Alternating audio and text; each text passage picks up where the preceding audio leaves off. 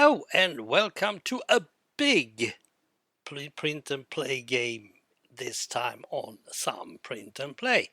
This time we are going to have a 4-player game. It's so big that you can't even see on the other side there. In this case it's called The Dangerous Sea. It's made by Daniel R. Wilson, and I think I have the link to that game in the description. You are supposed to build your own total game.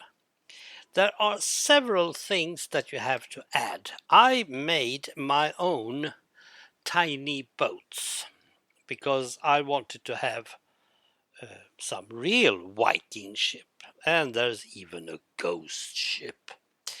So you have to do that. You have to find something that is called rune stones. I just picked those IKEA pearls that I have.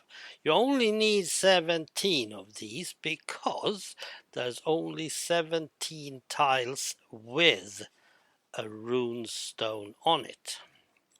That's the food. That's some bad guys. This is a rune stone. So if you find one of these, there should be a rune stone on it, and there's only 17 of those. So that's one thing. I have an ice cream container where I put my tiles in. You draw one without looking, and you find yourself having, what's this? Bad things. Okay. But you have actions. You can start where you are. Let's say we all have the green. I think you can see the green guy over here. We don't have yellow, we have brown. And you can look, and if you don't like what you see, that's an action, yes? And then you can look again, or you can take a chance and see if you are lucky. Perhaps you are. And this time we were lucky. So we take that one. As soon as one player has 5 rune stones, the game is over. But that's not all.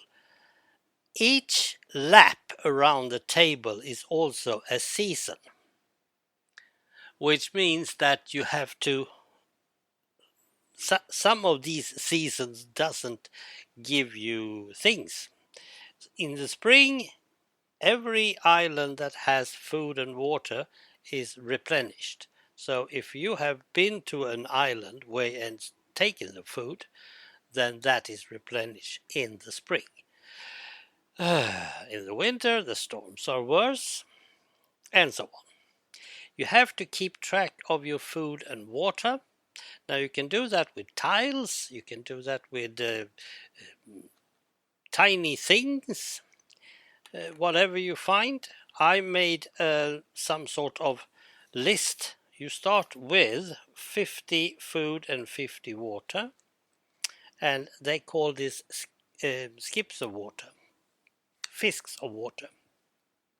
You have to keep track of your crew. That's also important. I made 4 guys, so I can have one for each player. So each player gets one of these A4, this side pages. I don't know if it works. We'll see about that. And then we have the C cards, because this is how it works. First, all the players move, do their actions, and then the ghost ship, if it's out there somewhere, it will do its action, and then you draw a new card. C card. In this case, it's calm sea. So nothing happens on the sea, everything is calm, but there can be storm, there can be anything. So these are good. One of these are the ghost ship, and if that comes up, it has to have its own place. And you have to use these numbers to determine where it ends up. Column from north to south, column 8 for instance, and then you just take row 5. So it turns up at 8. Let's see if we can get there. 8, 5. It's underneath here. Let's say that it ends up here. And he doesn't need any tiles. He just go and hunt.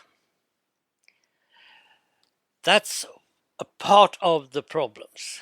Now there is one thing more I would like to tell you about this, and that is you're not limited to just keep moving inside here. If let's say that green has moved this and now it's blue's turn, he can actually go away and come up here. You can end your move by this way and come here. So you're not limited to just keep inside. That's an important move. Lastly, I will also tell you that I have put this one up on Tabletop Simulator if you want to try it that way. It is for 4 players, so I think you can play it with 2, then you just have 6 actions. If you're 4 players, you have 4 actions, and if you're 3 players, you have 5 actions. But if you have too much Fisk, and that is somewhat 400, if you have more than 400 Fisk of food or water, it will drain one of your actions. That's the only thing that can happen. But Fisks of water and food is only for crew. The captain never eats. So as long as you don't have a crew member, then you don't lose any food. Unless, of course, there's some sort of poison or something like that. There's also those things can also happen. And the ghost ship. So the crew, however, is also useful because since there's only 17 of these, I should say, you can start fighting each other. And you also have to fight the ghost ship. And the more crew you have, the easier you can defend yourself. It's complicated, but I haven't been able to test it yet, and I think it looks splendid. This is one of those print and play games you get pretty proud of when you have made your things.